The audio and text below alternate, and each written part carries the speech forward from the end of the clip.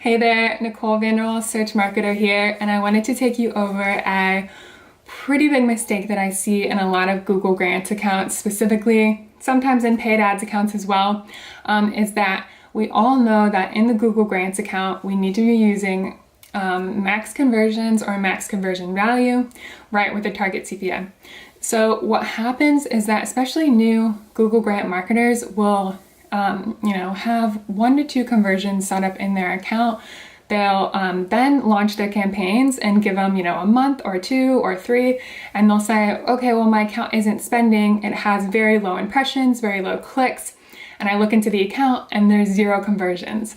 So when you use a bid strategy such as maximize conversions or maximize conversion value, think about it, it's in the name. It's maximizing the conversions. So in order for Google to maximize conversions, it needs to see some amount of conversions, right? So you want to go for at least 30 conversions per month for Google to be able to actively optimize, find more people that are converting that look like those previous converters. And that's really just going to increase your account spend in your Google Grant. It's going to see more clicks, and of course, you're going to see more better performance and more conversions. So I'm going to jump into the account right now and show you what I'm talking about.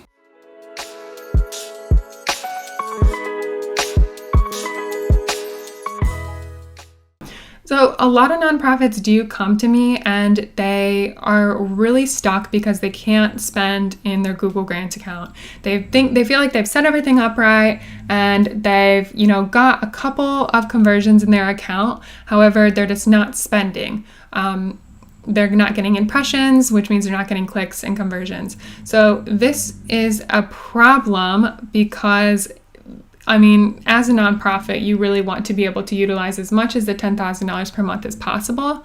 And any budget that you don't spend just really gets thrown out the window. It's really use it or lose it. So let's say that, and in typical scenarios, people will typically have a donation conversion, and then they'll maybe have a newsletter sign up conversion. So they'll have 2 conversions that aren't necessarily happening very often on their website. They're small to medium nonprofits. And Google doesn't see, there's really no history of conversions in the account. So Google isn't able to find more people to convert because they really blatantly don't know what a converter looks like or what a user looks like that would convert on your site. So typically what I recommend is that you set up a whole load of soft conversions in the account. So what other things can you track in the account that are important? Maybe not the most important to your business, but are important enough, perhaps even steps that it takes for a user to contact your organization, or even, steps in the sales funnel that you can say, a user does these 4 things before they typically donate. So go ahead and figure out how you can track those 4 things and then go from there. So if we just look at this Animal Welfare League New South Wales website, straight off the bat, I can see that there's a location finder. So absolutely, you can track when someone goes and looks for a specific location. Typically people will look for locations to either visit a branch or to find a phone number, find hours. So the contact button, so anytime someone clicks on a phone number on your website to call, I would absolutely track that as a conversion. Those are 2 really important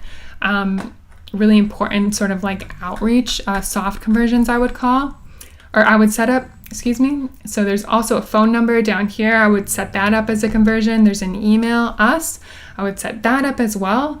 And you can even set up conversions when someone clicks on these buttons. So when they show the intent to get to know your organization better.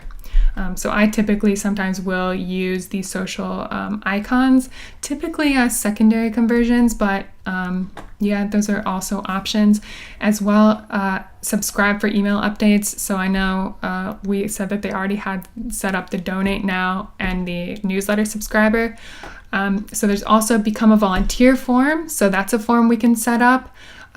There's also things like regular giving and make a bequest. So if any of these pages have forms on them or phone numbers, we want to track those as conversions because they're really important. There's also the contact us form. So we want to set that up as a conversion as well.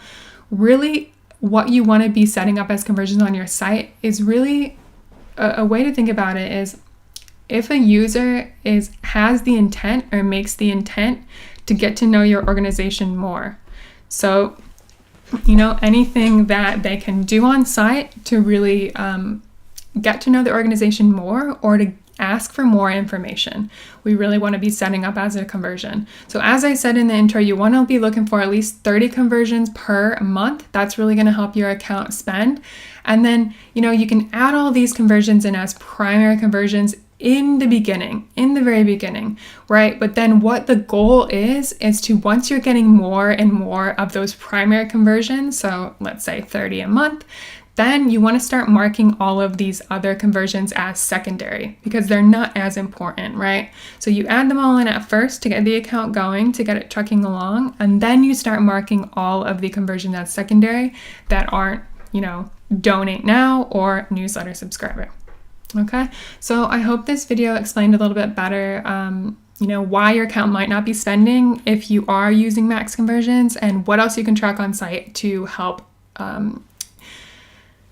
create more conversions so that your account will then in turn spend. So if you like this video, please give me a thumbs up and I'll be able to make more content like this specifically for nonprofits to help with your Google grants. Thank you.